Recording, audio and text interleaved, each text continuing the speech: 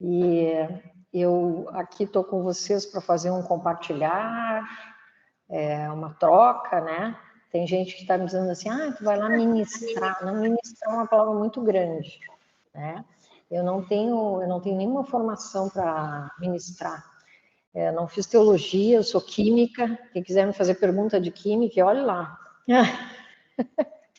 E se tiver pergunta muito difícil, eu mando direto para o João Nelson, que ele está ali, ó.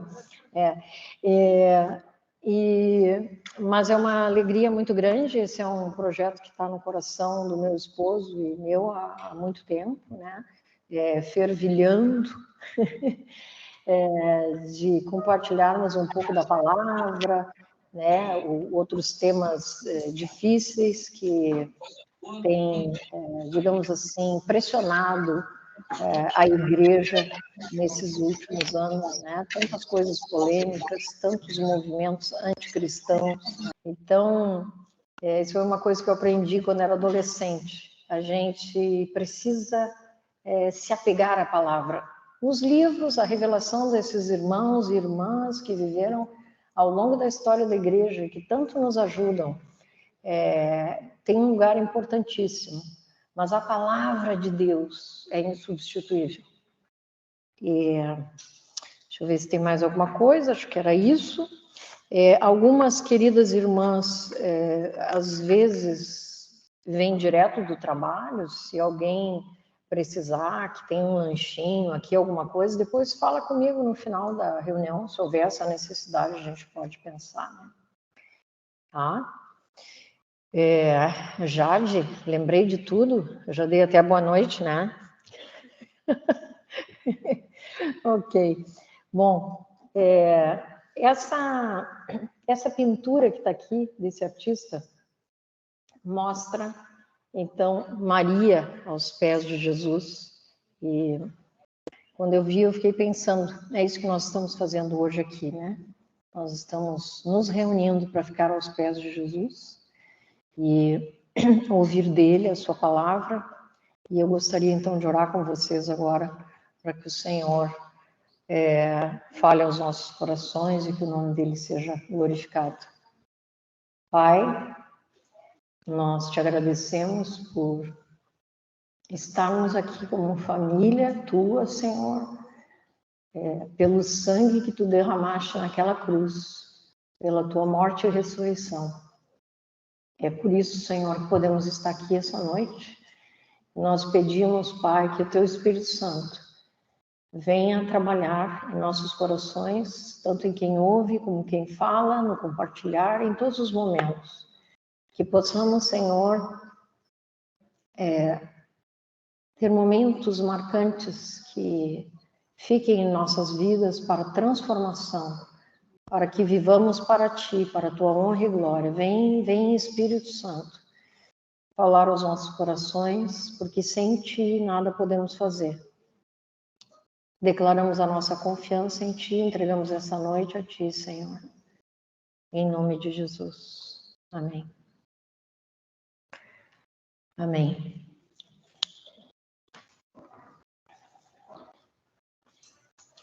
Então, a pergunta que vem, né, nesta congregação, eu sei que temos várias irmãs, tanto aqui presencialmente como online, que são de outras congregações, e isso muito nos alegra, né, que a igreja do Senhor é uma só, é tão bom a gente poder estar junto em várias congregações com a mesma fé, né. Mas nessa congregação nós estamos estudando, né, no De Casa em Casa, estamos estudando Romanos, tem sido muito precioso. E hoje eu resolvi entrar no nosso assunto, compartilhando com vocês um pouquinho da vida de 3 pessoas que, ao lerem Romanos ou ao ouvirem sobre Romanos, tiveram uma transformação muito profunda e essa transformação de vida nos afeta, deles, né? Nos afeta até hoje. E essa transformação, um dos versículos-chave para isso, que foi Lutero, quando leu esse versículo aqui, que diz: pois não me envergonho do Evangelho, porque é o poder de Deus para a salvação de todo aquele que crê, primeiro do judeu e também do grego, visto que a justiça de Deus se revela no Evangelho de fé em fé, como está escrito: o justo viverá por fé. Então, esse poder, muitas vezes a gente vai se acostumando com os versículos, vai entendendo estas coisas como um lugar meio comum, mas não tem nada de comum. O poder de Deus, né? Eu botei até a palavrinha grega ali, o dunamis, né? Que depois vem a palavra dinamite. É uma coisa muito forte. É o poder de ressurreição, poder de nova vida. Então, este é o poder que nós pretendemos adentrar, compreender melhor e praticar, alcançar com nossas mãos de fé através do livro de Romanos. Alguns, então, eu comentei com vocês, Lutero, tem o Agostinho, que é uma pessoa, nem sei, nem tenho palavras para dizer, Agostinho influenciou a cultura ocidental de uma maneira incrível, através de sua fé, dos seus escritos, as Confissões de Agostinho, o livro Cidade de Deus, entre outras coisas. A vida de Wesley também é muito interessante, o que aconteceu com ele por causa de Romanos. E temos algumas outras perguntas que eu gostaria de deixar com vocês. Se eu sou cristão, se eu nasci de novo, se eu sou nova criatura, se o velho homem já se foi, então por que eu peco? Nem todas as perguntas vamos responder hoje, mas é para deixar vocês assim, vou voltar lá, porque as respostas virão. Será que eu consigo viver o Sermão do Monte? Aquilo não é demais? Eu acho que Romanos responde também. A cruz de Cristo me atrai? Por que eu procuro a Deus e a Cristo? É alguma coisa minha? É Deus que me deu de presente? Estou deixando essas perguntas para que a gente possa ir respondendo aos pouquinhos. Mas tudo isso são razões para estudar Romanos. Pode passar. Isso. Então, esse é Agostinho. Agostinho é um cara que ele tinha problemas com uma vida meio mundana. E a mãe dele se chamava Mônica. As mães são pessoas fantásticas, né? Uma mulher de Deus que orou por ele décadas. Até que Agostinho, um dia, leu esse versículo aqui de Romanos 13 e 14. Andemos dignamente como em pleno dia, não em orgias e bebedices, não em impudicícias e dissoluções, não em contendas e ciúmes, mas revestivos do Senhor Jesus Cristo, e nada disponhais para a carne no tocante às suas concupiscências. Então, Agostinho, ao ler isso aí, ele teve uma experiência com Deus, sua vida mudou completamente, e a vida dele foi de extrema importância, eu diria, para todos nós. Todos nós hoje ainda sentimos reflexos daquilo que veio dali. E hoje, quando a gente olha a sociedade aí fora e fica vendo tantos movimentos anticristãos, uma das primeiras coisas que me veio à mente foi assim: puxa vida, a gente nem se dava conta que antes de ver isso de forma assim tão ostensiva, tão violenta, nós tínhamos uma sociedade mais embasada em valores cristãos. Por quê? Por causa de pessoas assim. Por causa de pessoas que fizeram a história da igreja, como vocês, como eu, como cada um de nós. Então, esse sal da terra, luz do mundo, ele tem uma abrangência enorme. Além de transformar a nossa vida e nos tornar capazes, aptos a levar o evangelho aos outros, além disso, a gente salga a sociedade. A gente salga a sociedade de forma que os valores cristãos vão se impregnando em todos os lugares, né? Então, a gente está até conversando ali na entrada com a Carmélia, puxa, a gente está vendo tanta coisa complicada no Brasil, por que será? Onde está a igreja de Deus? Que agora eu estou falando igreja grandona, né? Todo mundo.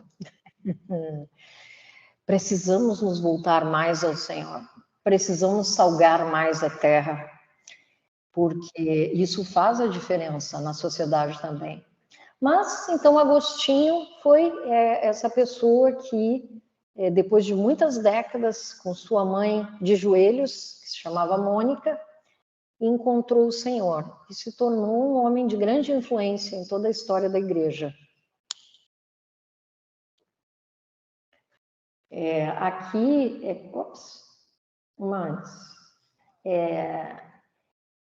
é interessante, aqui é um relato de alguém, é muito interessante isso aqui, ele estava numa angústia muito forte, e ele dizia assim, dizia para Deus, né, quando é que eu vou colocar termo, como é que eu vou conseguir parar com essas minhas tendências humanas tão ruins, né? Ele tinha lá seus probleminhas de comportamento, e ele chorava muito, e ele foi para baixo de uma figueira, e ali ele teve uma experiência com Deus, e com esse versículo, né? Ele ouviu uma criança, que ele não sabe dizer se foi um menino ou uma menina, dizendo assim, pega e lê.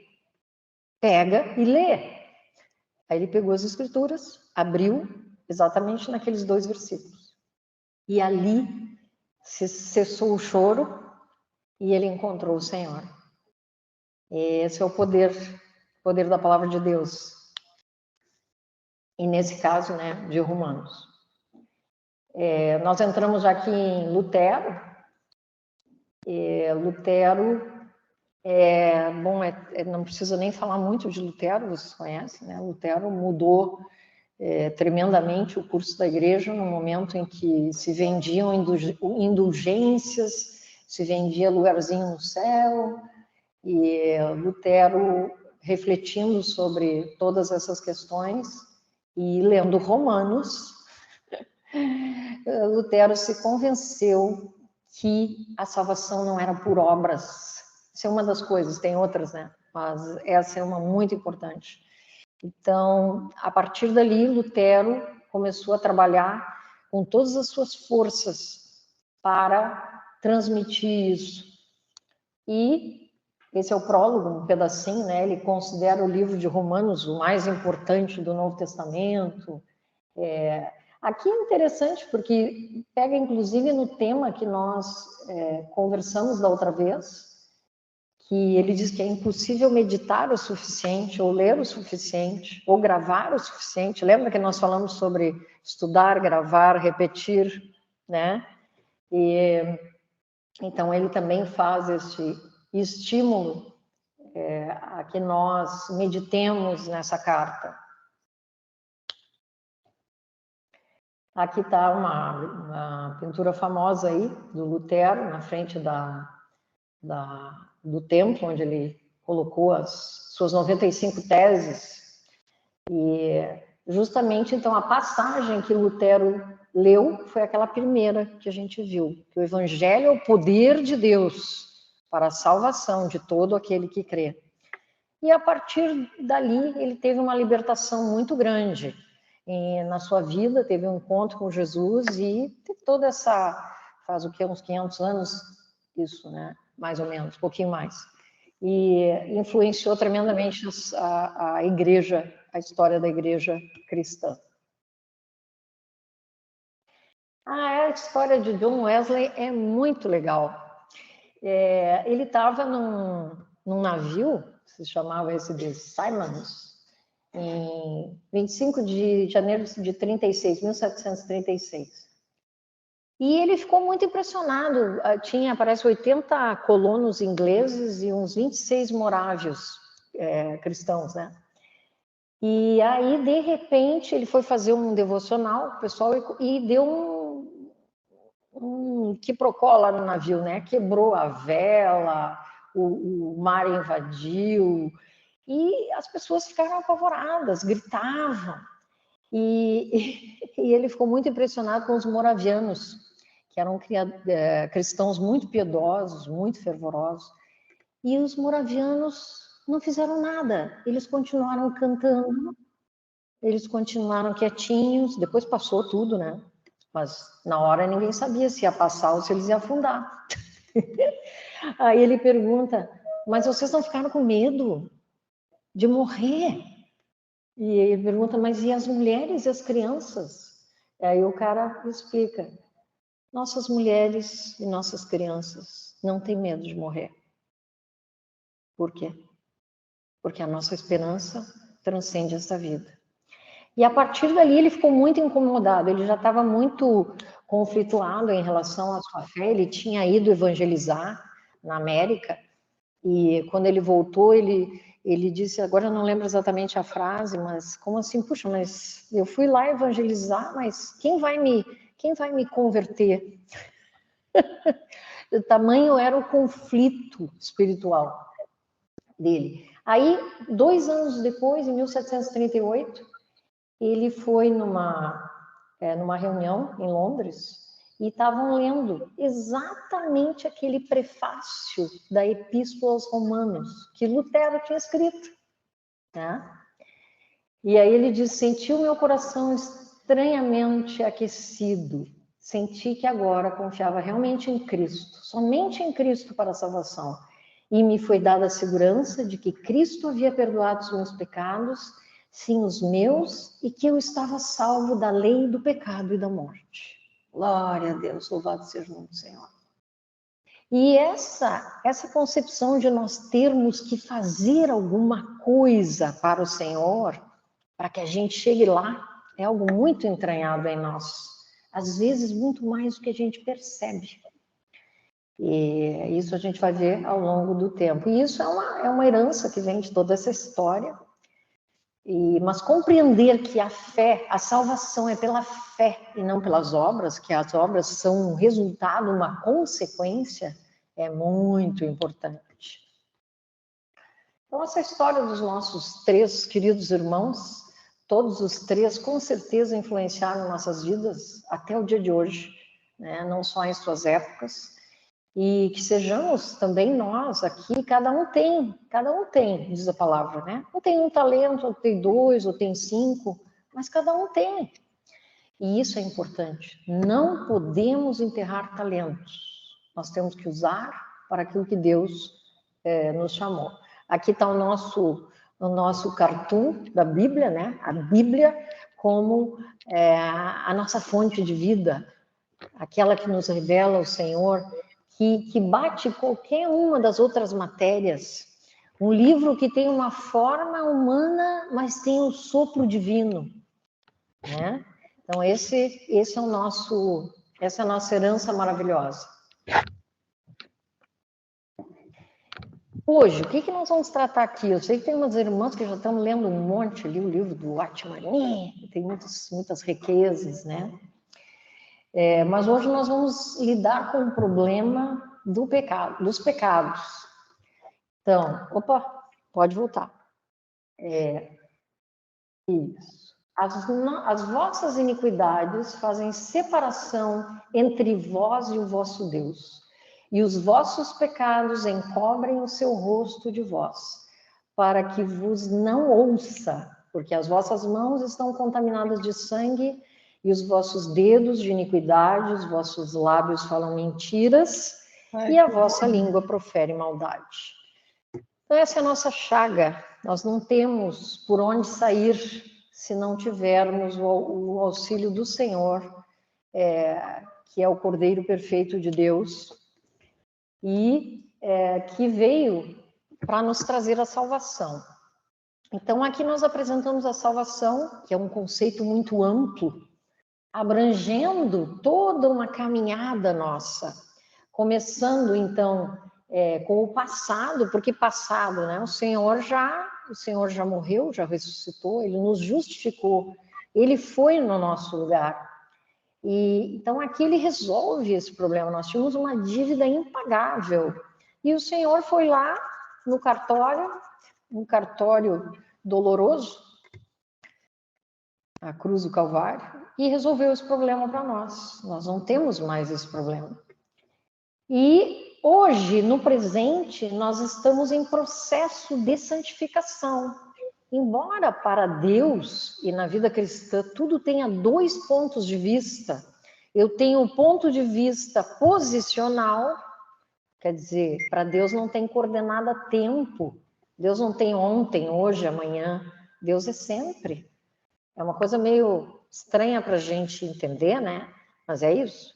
Então, para Deus, ele já vê, ele vê a Giovana, que está ali me olhando, ele vê a Giovana perfeita, já perfeita, justificada, perfeita, santificada, porque o Senhor Deus não se restringe ao nosso tempo. Mas nós aqui vivemos dentro de um espaço chamado tempo, onde ocorre esse processo de santificação. Então é bem interessante, enquanto vocês vão lendo Romanos, que essa parte de justificação ela está bem enfatizada nos capítulos de 1 a 4 e a santificação nos capítulos de 5 até 8 e 17.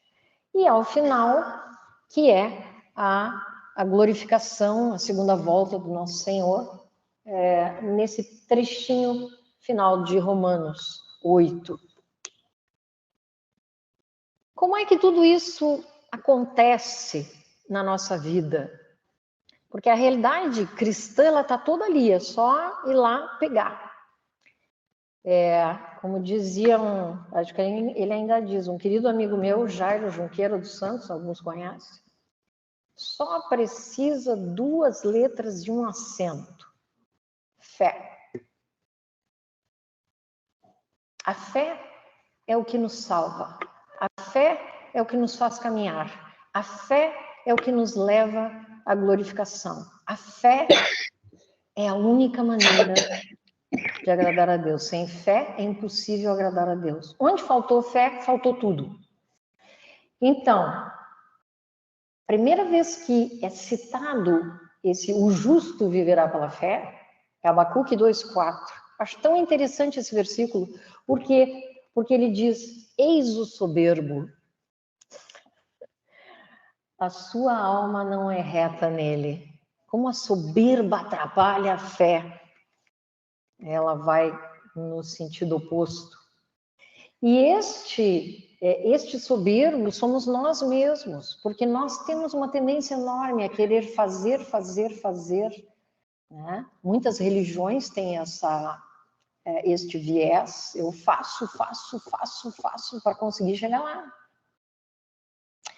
E isso precisa ser desconstruído na nossa mente e no nosso coração, compreendendo que o que vale é o que o Senhor já fez.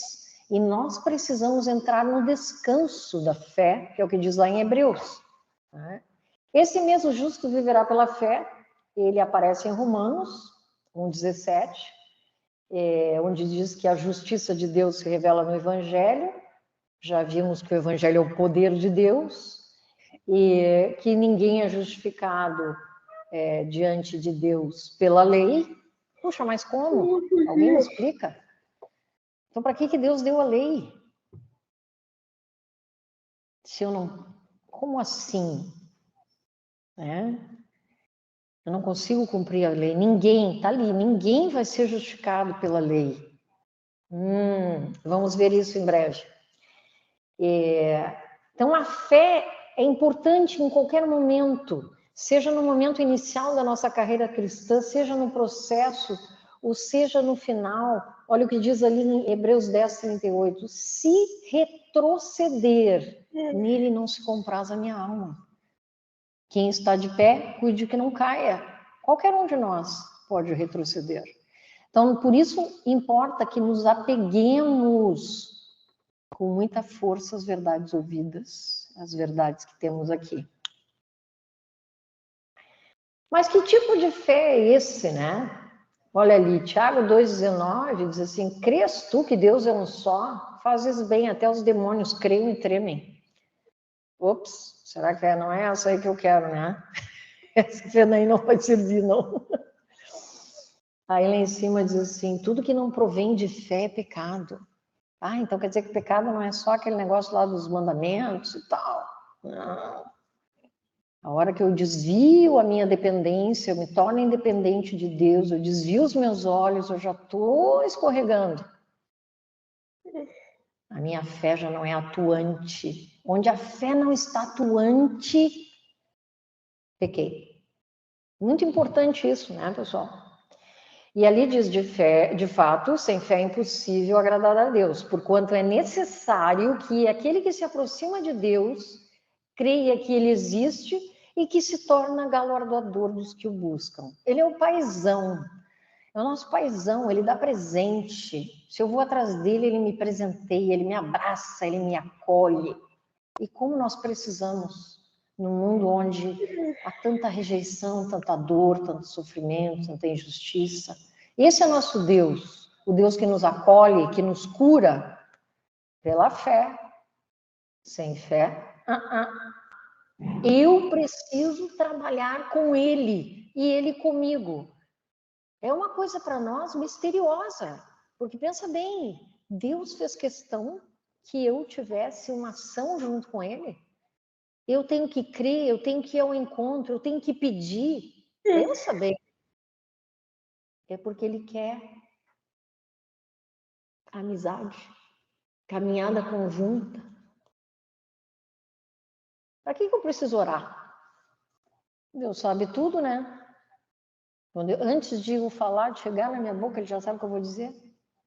Então é muito lindo isso. Ao mesmo tempo que é lindo, é misterioso para a nossa cabecinha, para o nosso coração. Mas é assim. E é assim que nós temos que prosseguir. Buscando o Senhor. Aqui, eu só coloquei esse slide para a gente ter uma noção de como essa salvação ela vem. Existe uma linha do sangue, uma linha, eu diria uma linha escarlate, lá do Gênesis até o Apocalipse. Né? Então, aquele primeiro versículo, Gênesis 3,15, logo depois que houve a queda, o Senhor já de imediato vem com uma promessa. Esse é nosso Deus. Ele diz, porém, inimizade entre ti e a mulher, entre a tua descendência e o seu descendente. Quem é o descendente? Cristo. Então, ali os caras recém tinham aprontado. E o Senhor já vem com a sua solução.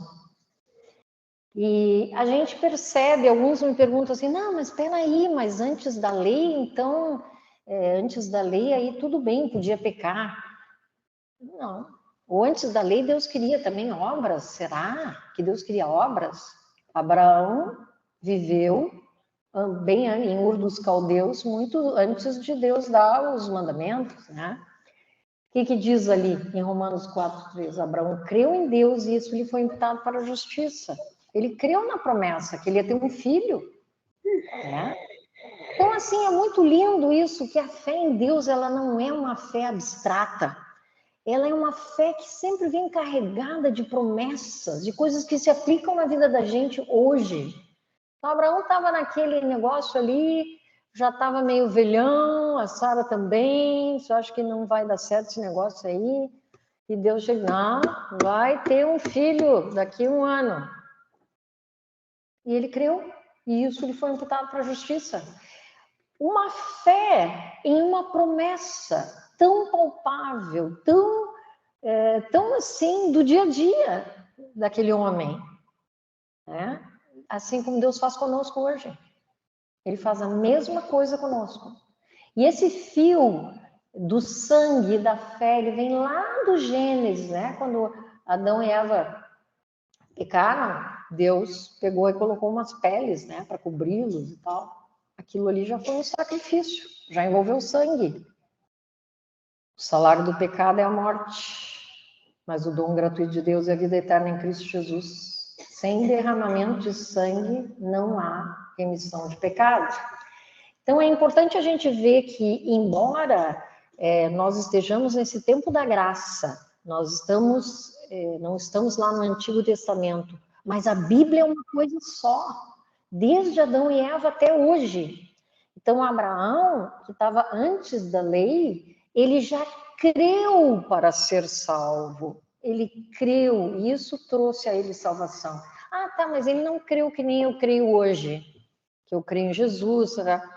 Mas ele creu na promessa. Jesus já era a promessa. A promessa já foi dada ali em Gênesis 3,15. Ah, mas ele não sabia direito as coisas. Tem gente que argumenta que o Antigo Testamento é uma coisa, o Novo é outra. É uma grande unidade de Deus tratando as pessoas de uma maneira um pouco diferente em diferentes tempos, à medida da sua sabedoria, daquilo que lhe pareceu apropriado para o homem. E nisso vai entrar a lei. Aí só um outro exemplo, haveria muitos outros, mas Davi, né? Abraão viveu o quê? Uns 500 anos antes da lei, Davi uns 500 anos depois. Mesma coisa. Assim também Davi declara ser bem-aventurado o homem a quem Deus atribui justiça, independentemente de obras.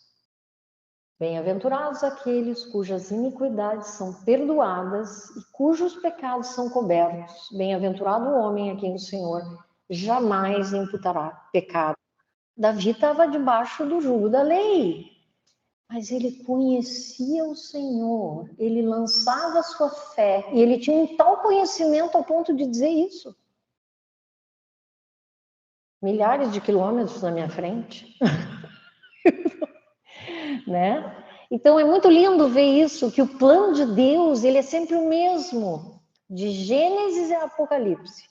Não mudou nada, muda a forma como Deus trata, mas a lógica por trás da salvação que Deus traz à humanidade é a mesma.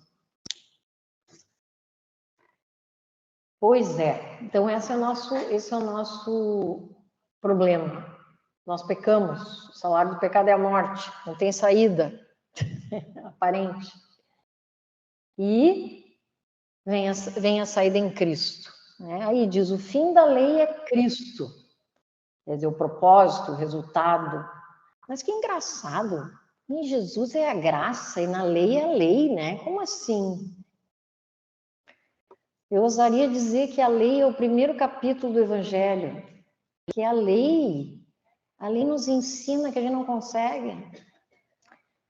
Ah, mas isso aí a gente já sabia. Eu acho que Deus sabia. Mas a gente precisa dar com os burros na água, não sei quantas vezes, até descobrir. Aí a gente olha para o cara do lado, eu acho que aquele ali eu sou melhorzinha que aquele ali, eu acho que, né? A minha chefe, obrigada. Mas assim, ó, quando eu estiver passando o tempo, tu avisa. Mas hoje não vai ter intervalinho, viu? Aí se eu me passar aqui, vocês podem tirar um giz aí, alguma coisa. Onde é que eu estava? No fim da lei. Então, oi? Ah, desculpa, eu não ouvi. É que não tem giz, né? Então não dá para tirar. Mas se Pois é, o pessoal lá na URGS usava até pouco, hein? Na URGS o pessoal quadro negro, giz, só não tem mais reto projetor, ainda bem, a data show. A Universidade Federal ainda tem giz, viu? Bom, mas então o fim da lei é Cristo. Como assim o propósito da lei é Cristo? Se na lei eu tenho que fazer isso, tenho que fazer aquilo, e se eu não fizer, eu morro. É porque é o que eu estava dizendo antes, a gente demora muito para compreender. É uma compreensão mais do que mental, é uma compreensão espiritual, que na caminhada nós vamos adquirindo. À medida que nós conhecemos a Deus, nós conhecemos a nossa miséria. A Deus e a nossa miséria. Isso vem junto. É que nem aí fica como se fosse o Canyon, o Itaimbezinho. Deus lá em cima, nós lá embaixo. A gente custa para entender. Só o Espírito Santo nos ensinando. E a lei é um baita professor. Por isso nós precisamos da lei. Por isso que o fim da lei é Cristo. E ela nos leva ao Senhor. Aqui é como o pessoal ensinava a gurizada, né? No período lá do Antigo, Novo Testamento. Os meninos e as meninas, eles tinham tutores que em grego, tá ali, eu acho tão bonita essa palavra, o meu marido que me ensinou, o paidagogos. Lembra pedagogia, né? A palavra pedagogia, que nada mais é do que esse auxiliar. Era uma pessoa, um tutor, um curador, que ficava com a criança até o momento dela poder andar sozinha. Então, levava aquela criança ao mestre. E a lei é o nosso paidagogos, que ali está escrito aio, auxiliar, ajudante. Então, isso é a lei para nós. Ela nos ensina como nós somos desqualificados, como nós não conseguimos, e nós precisamos do Espírito Santo, da atuação do Espírito Santo, do sangue de Cristo, da cruz de Cristo, para então viver esse evangelho maravilhoso e libertador. E aí entramos, então, no capítulo que fala sobre o sangue. Eu tenho um carinho muito especial por este ensino, porque eu tenho uma tendência muito forte, eu acho que só eu, né? Se eu tiver mais alguém aí, pode ser que eu tenha alguma colega. Mas aí o dia transcorre assim, mais ou menos, né? Aí eu apronto uma palavra rude aqui, apronto outra ali, aí eu penso, tá bravo hoje, né? Não sei, será que eu vou conversar com o senhor assim? Não, tá meio ruim, já não estou me sentindo muito bem, andei aprontando. Então a gente tem, eu tenho, né? Se eu tiver colegas aí, depois podem se apresentar. Mas eu tenho essa tendência a achar que se as coisas foram bem, eu andei bem, então eu estou bem com Deus. Mas aí se eu não andei bem, Deus fica lá, eu fico aqui. E aí a coisa só embola, né? Então isso é uma das coisas que o sangue, a única coisa que nos leva ao Senhor é o sangue. Não existe outra base para nos aproximarmos do Senhor, senão o sangue de Cristo. Por tudo isso que falamos até agora. Porque a nossa vida é uma vida substituída pelo Senhor. E isso nós vamos ver ao longo do nosso estudo. Mas aqui é essa divisão que o nosso querido irmão Ni sugere. Eu andei contando as palavras, a primeira sessão de capítulo 1 até 5:11 e a segunda sessão de 5:12 até 8:39. Eu achei, depois se vocês quiserem, eu posso mostrar, eu achei 45 vezes, não a palavra pecados, porque é o que eu faço, né? E o outro pecado é o princípio que opera em mim, que me leva a pecar, né? Eu achei na primeira sessão 45 vezes menção a vários tipos de pecados, né? Além da palavra pecados, no plural, mas também a menção, né, de idolatria, disso, daquilo, e fui contando. Eu achei interessante que deu exatamente o mesmo número, mas eu estou aberta às correções de vocês.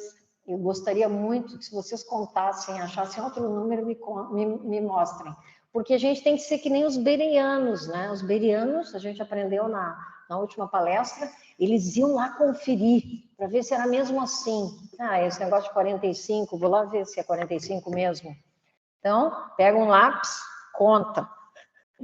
Mas é muito interessante essa divisão, a gente percebe, então, uma ênfase na primeira sessão nesses pecados que a gente comete no dia a dia. E uma outra ênfase na segunda sessão, que diz respeito a essa lei miserável que opera em nós, que leva Paulo a dizer, miserável homem que sou, quem me livrará do corpo dessa morte? E nesse dia de hoje, nesse nosso bate-papo, nós vamos nos ater ao sangue, a primeira sessão. Isso para mim tem sido uma pérola que eu guardo todos os dias da minha vida. Os três aspectos aonde eu preciso aplicar a minha fé no sangue de Cristo. Aqui, novamente, nós vemos as duas sessões, né? Perdão, que é com o sangue, e libertação e vitória com a cruz, que é a segunda sessão. Então, esses são os três aspectos. Primeiramente, para Deus. Deus exige o sangue.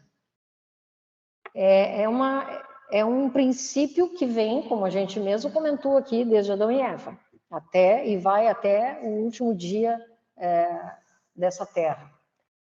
Depois, num segundo momento, o sangue é importante para nós, justamente para essas coisas que eu estava comentando antes. Nós temos essa tendência a achar que a gente tem que fazer alguma coisa, e a hora que não fez, aí sai correndo, fugindo de Deus, sei lá para onde. E o terceiro, que tem muita relação com essa culpa que a gente gosta de absorver, é o kit capeta, não perde tempo, né? Então, escreveu, não leu, então se eu tô lá, já tô meio assim, porque hoje eu disse uma coisa que foi meio rude com meu filho, não devia ter feito aquilo, né? Aí o kid vem, pois é, não te disse, de novo, repetindo a mesma coisa, já te falei que tu não tem jeito. Então, esses três aspectos são extremamente importantes para vivermos uma vida de vitória baseada no Evangelho, na solidez do Evangelho. Isso tem que saber assim, de cor, de coração. Deus, o homem, Satanás. Os três aspectos do sangue de Cristo que eu preciso aplicar na minha vida, eu preciso lançar a minha fé diariamente. E aí entra a repetição, né? Nós não podemos deixar de repetir as coisas do Senhor para poder vivê-las. E aqui já comentamos, né? Todos nós estamos debaixo do pecado, não escapa um. Mas o fulano é tão legal. Puxa, o cara aquele, né? Vocês já viram aquelas meninas que se encantam com o rapaz? O cara é só falta se converter. Faltou pouco, né? Ai, meu Deus do céu, socorro.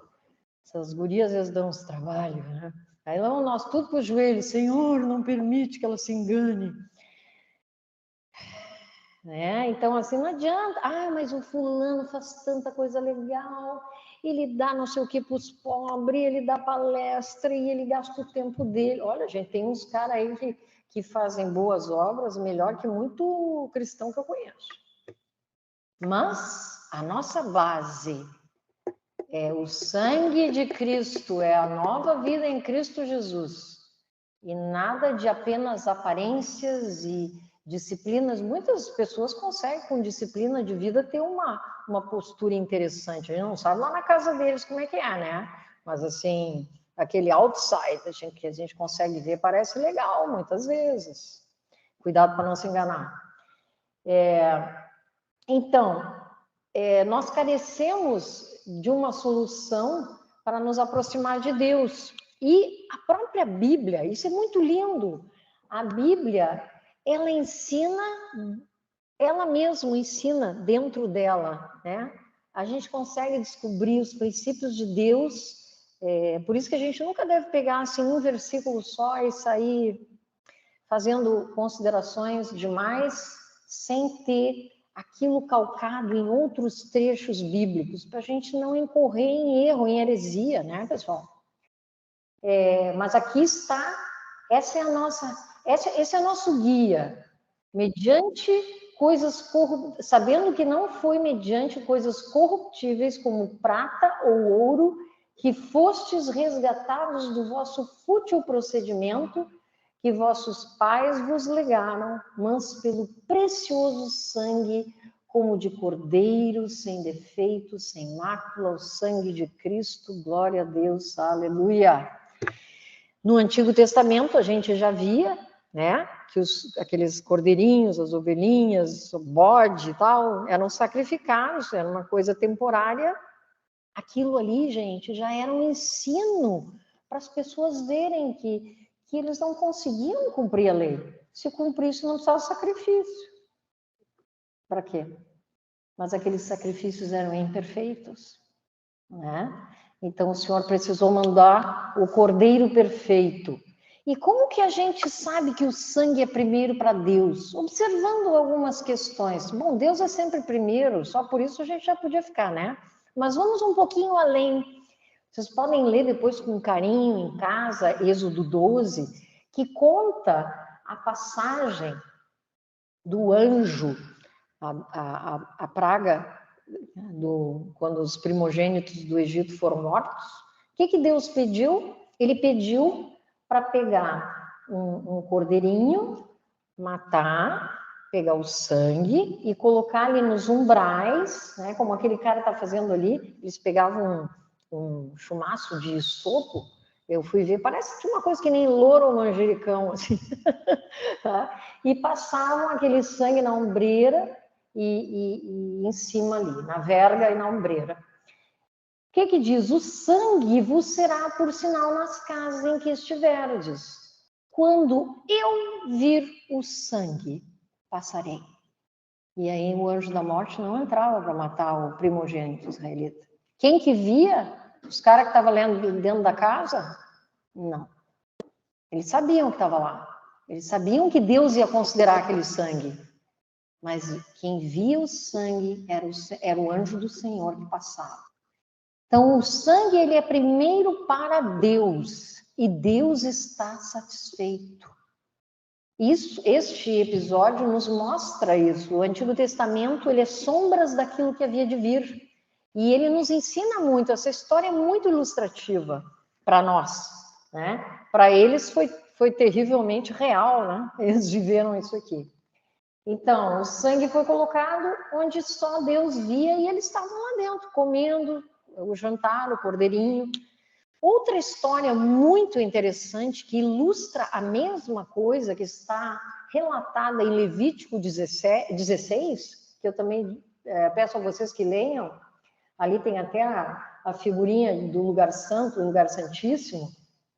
O sacerdote, ele entrava, o sumo sacerdote, entrava uma vez por ano apenas, tá? no lugar santíssimo. Era inclusive uma coisa perigosa. Ele tinha que fazer todo um ritual de limpeza. Lembra até que na outra vez a gente comentou que um dos símbolos da palavra é o lavatório. Eles se lavavam antes de entrar, colocavam roupas extremamente leves para não ter esforço carnal. Inclusive no altar não se podia manejar instrumentos para que não houvesse esforço humano. Aí vocês estão percebendo quanto ensinamento tem no Antigo Testamento para a nossa vida hoje, né? Porque nós precisamos do Espírito Santo para agir e não agir na nossa própria força. Mas aqui, voltando ao sangue, dize Arão, teu irmão, que não entre no santuário em todo tempo para dentro do véu, diante do propiciatório que está sobre a arca, para que não morra. Porque aparecerei na nuvem sobre o propiciatório, aquele lugar lá dentro, que tem um pontinho branco ali, lugar santíssimo. Tomará o sangue do novilho e com o dedo o aspergirá sobre a frente do propiciatório. Diante do propiciatório aspergirá 7 vezes do sangue com o dedo. Então, ele fazia isso, eu peguei só um trechinho, né, pessoal, porque ele fazia sacrifício por ele, pela sua família. Depois ele fazia sacrifício pelo povo. Existia um monte de etapas de aspergir o sangue. Quem é que via essa aspersão do sangue lá dentro, no lugar santíssimo? O pessoal lá fora via? Não, tinha aquela cortina, que ali está aberto para a gente ver, mas existia uma cortina. Quem via era Deus. Ele diz que vinha numa nuvem. Então, o sangue é primeiro para Deus. E essas duas histórias muito importantes do Antigo Testamento nos mostram com muita clareza isso. Tá? Agora vem uma outra parte. Aqui eu estou falando que o sumo sacerdote é um tipo de Jesus, né? Nesse caso, né? É uma tipologia. E mostrando pelo versículo de Hebreus 9, 11, 12, que quando Jesus chega, termina esse negócio de sacrificar os cordeirinhos, as ovelhinhas. O Senhor foi o sacrifício uma vez para sempre, eterno. Está consumado. né? É o que diz aqui. Veio Cristo como sumo sacerdote dos bens já realizados mediante o maior e mais perfeito tabernáculo, seu próprio corpo. Não feito por mãos, quer dizer, não desta criação, não por meio de sangue de bodes e bezerros, mas pelo seu próprio sangue, entrou no Santo dos Santos uma vez por todas, tendo obtido eterna redenção. Glória a Deus. Estamos salvos. Aí entra esse segundo aspecto que eu já chamei a atenção desde o início. Eu gosto muito da parábola do filho pródigo, acho que eu tenho vários colegas aqui. E quando ele diz assim, né, ele se dá conta, ele está lá com os porcos, passando fome, aí ele diz, levantar-me-ei e irei ter com meu pai, e lhe direi, pai, pequei contra o céu e diante de ti. Então, assim, nós nos percebemos diante do Senhor que nós pecamos, e nós pecamos todos os dias, né? Será que tem como limpar tudo isso? Limpar coração, limpar pecado? Será que existe essa possibilidade de limpar o pecado, limpar o coração, ficar tudo zero bala? Não vai dar. O coração tem que trocar. O sangue, ele limpa a nossa consciência, mas o coração, ele é enganoso, como diz a palavra, desesperadamente corrupto. Mas, graças a Deus, o Senhor diz, dar-vos-ei coração novo e porei dentro de vós espírito novo, tirarei de vós o coração de pedra e vos darei coração de carne. Glória a Deus. Então, nós vamos ver isso nas nossas próximas conversas. O Senhor, o coração do Senhor é colocado em nós. A vida de Cristo em nós é o que nos salva no dia a dia. Mas o sangue de Cristo nos limpa a consciência. E nós precisamos de consciência limpa. Gente, não vivam com coisinhas na cabeça e no coração que interrompam a comunhão de vocês com o Senhor. Porque é isso que Satanás quer. Porque à medida em que eu acolho culpas e eu não resolvo há situações em que eu preciso ir até o meu irmão e dizer, olha, me perdoa. Sim, existem essas situações. Mas há muitas outras que eu vou só ao Senhor e ele, ok, valeu, Cláudia. Senhor, errei hoje, mas eu reconheço o valor do sangue. Teu sangue me lava de todo o pecado. Pronto. Levanta dali, vamos embora. E a gente, como cristão, a gente tem que aprender a fazer isso o mais rápido possível. Porque o que acontece é que às vezes a gente senta em cima da pedra e fica remoendo o negócio. Não é que eu fiz isso, fiz de novo. Puxa vida, e agora? Esse pecado, tem uns que são recorrentes. Busca ajuda, minha irmã, busca ajuda. Existe ajuda no corpo de Cristo. Algumas coisas, às vezes, a gente não consegue sozinho. Então, aproximemo-nos com sincero coração, em plena certeza de fé, tendo o coração purificado de má consciência. Então, nós não podemos permitir má consciência. Se alguém aqui tem o hábito de não acertar rapidinho, vamos criar outro hábito, de correr para acertar. Não ficar mosqueando. Pois é, estou me sentindo mal porque errei e tal. Aí fica lá emburrada num canto. Né? Não, se a gente deixa a alma da gente se habituar com essas coisas, a gente não cresce, a gente não vai para frente. E o Senhor é o primeiro a nos estender a mão. Gente, Ele morreu, Ele derramou o sangue dele para que tivéssemos boa consciência. Isso Davi já falava, né? Segunda vez que nós vemos esse versículo que Paulo cita daquele salmo de Davi. Bem-aventurados aqueles cujas iniquidades são perdoadas, cujos pecados são cobertos. Bem-aventurado o homem a quem o Senhor jamais imputará pecado. Eu gosto desse jamais. Porque o Senhor é muito assertivo, nele há sempre o sim. E isso é muito maravilhoso para o nosso dia a dia. Mas, muitas vezes, nós nos rendemos a uma postura como essa. Ah, não, mas eu acho que isso que eu fiz não dá. Isso quase que eu acho que é daqueles pecados imperdoáveis. A gente inventa moda, né? Não façam isso. Por misericórdia, se alguém tem esse hábito, reflita, volte atrás. É muito importante uma mente, um coração saudável para a vida cristã. Mente limpa, consciência limpa. E nós temos todo acesso ao sangue de Cristo. Agora, o que significa quando a gente fica assim, bah, não, mas esse pecado foi demais, né? Acho que não, agora acho que dessa vez não vai dar. Significa que nós, na nossa soberba, nós dizemos para Deus assim, olha, Deus, é o seguinte, tu até pode achar que tá bom, mas eu não acho. Quer dizer, uns babaca, né? Tu tá dizendo para mim que o sangue é suficiente, mas eu tô te dizendo, não acho que não, peraí, pô, vamos conversar. Gente, é contra todo e qualquer bom senso, mas nós fazemos isso muitas vezes. Será que Deus vai me aceitar ainda? Mais esta vez? Então lembrem disso, quando isso pintar na cabeça de vocês, puxa, eu estou desafiando Deus. Deus está dizendo, para mim é suficiente o sangue do meu filho. Amém?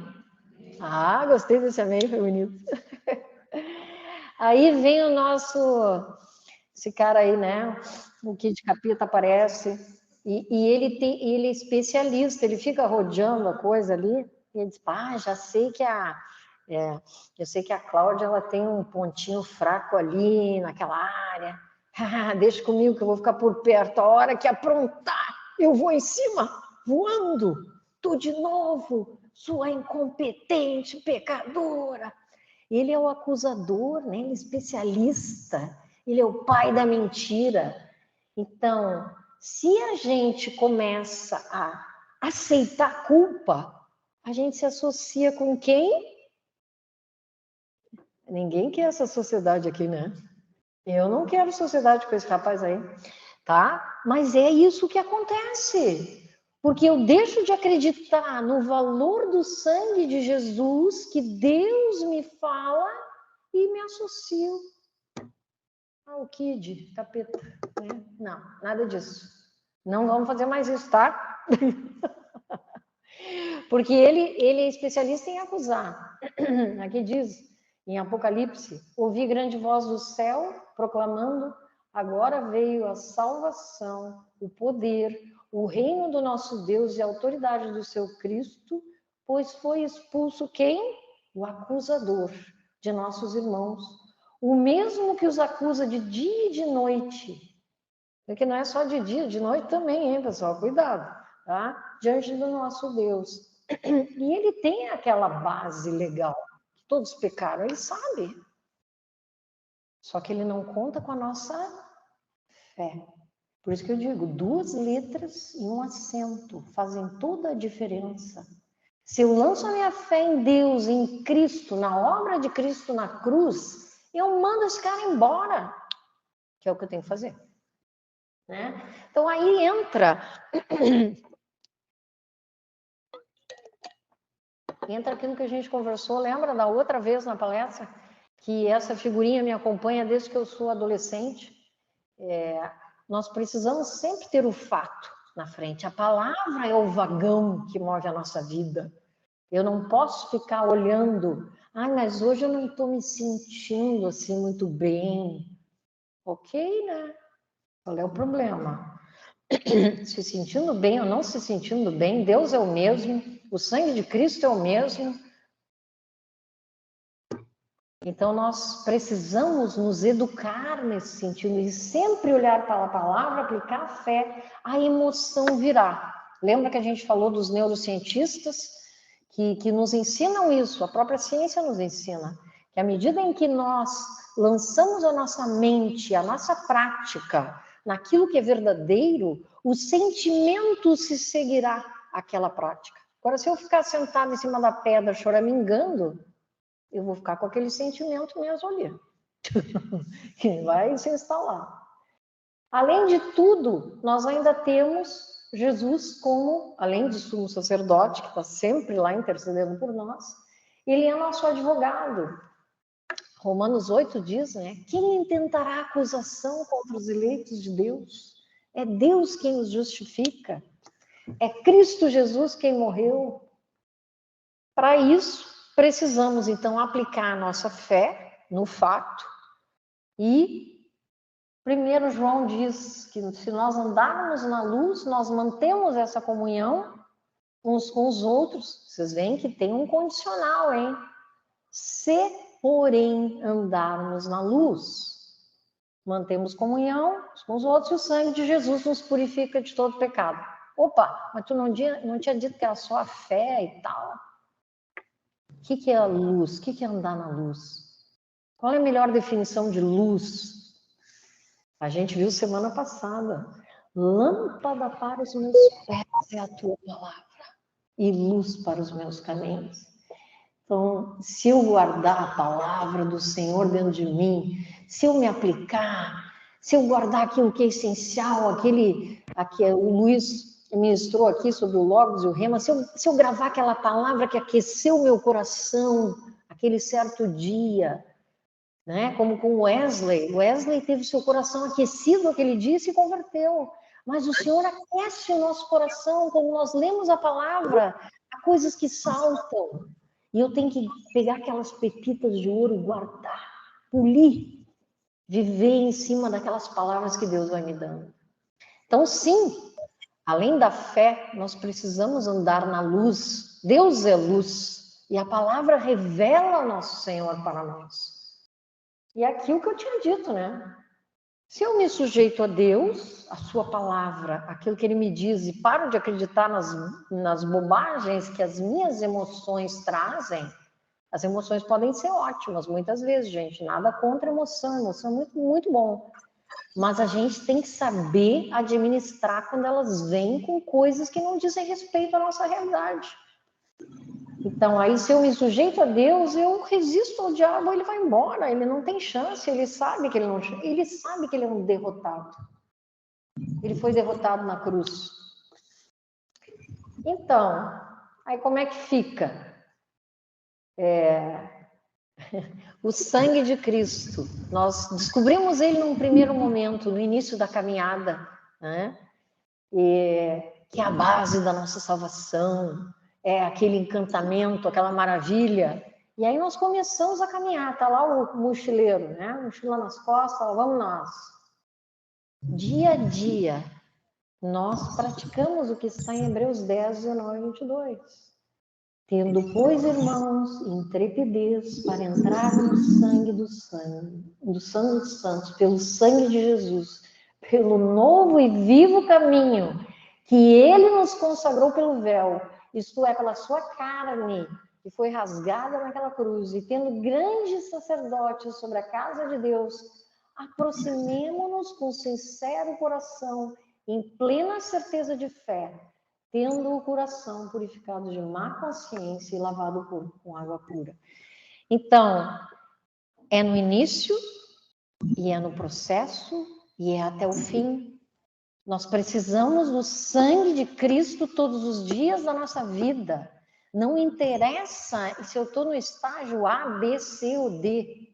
Eu preciso do sangue de Cristo, ele é a única base para que eu me achegue a Deus. E isso é muito importante para não nos equivocarmos, né? Aí estou lembrando da nossa borboleta, da nossa primeira palestra.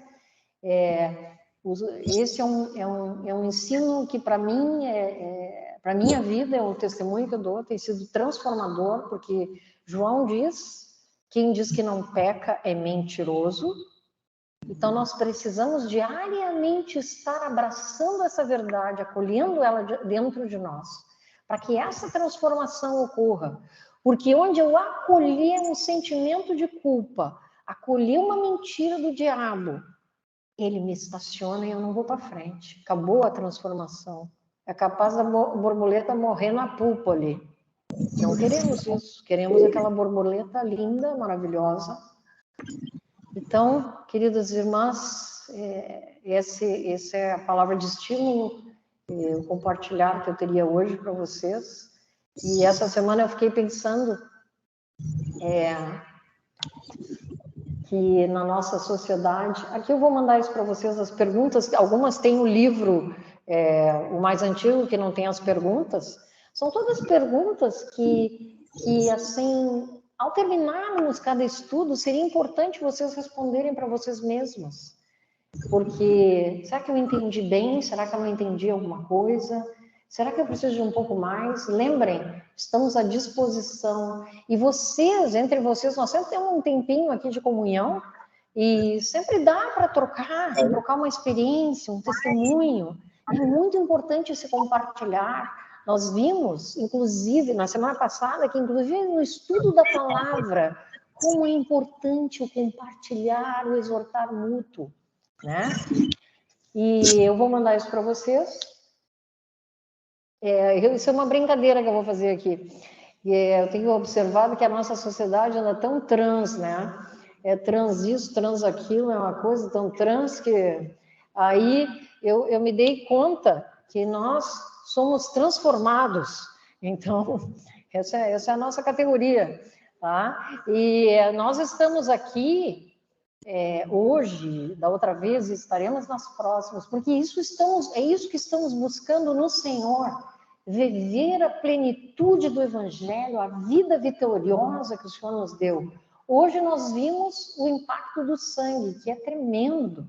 Sem o sangue nós não somos ninguém, não vamos a lugar nenhum. Na próxima vez veremos um pouco mais daqui em diante sobre a cruz e como a cruz nos leva a uma vida vitoriosa. É uma aventura maravilhosa, que emociona, que nos anima. Desculpe, às vezes eu me emociono um pouquinho, mas realmente a palavra de Deus é alguma coisa que não temos palavra, não temos expressões para descrever. Eu acho que era isso. Agradeço a atenção de vocês. Não sei se ainda temos um tempinho. Vamos orar para encerrar o nosso momento aqui. Senhor, nós te agradecemos pelo teu sangue, porque tu sofreste naquela cruz, Senhor. Sem titubear, tu sofreste espiritualmente, fisicamente, emocionalmente. Tu te deste por nós sem reservas. Ajuda-nos, Senhor, a compreender o valor do teu sangue, a viver a nossa vida do dia a dia, lançando mão das tuas verdades, de maneira que vivamos livres. A liberdade tu nos chamaste. Coração, consciência limpa, mente limpa, renovada. É isso que te pedimos, Senhor, que as verdades da tua palavra, que as experiências desses irmãos, alguns citamos aqui, as experiências nossas, umas das outras, possam estar profundamente gravadas dentro de nós, de forma que continuemos nessa jornada, nessa peregrinação de transformação, a tua semelhança, Senhor, para a tua honra e glória. Amém. Mais uma vez, obrigada.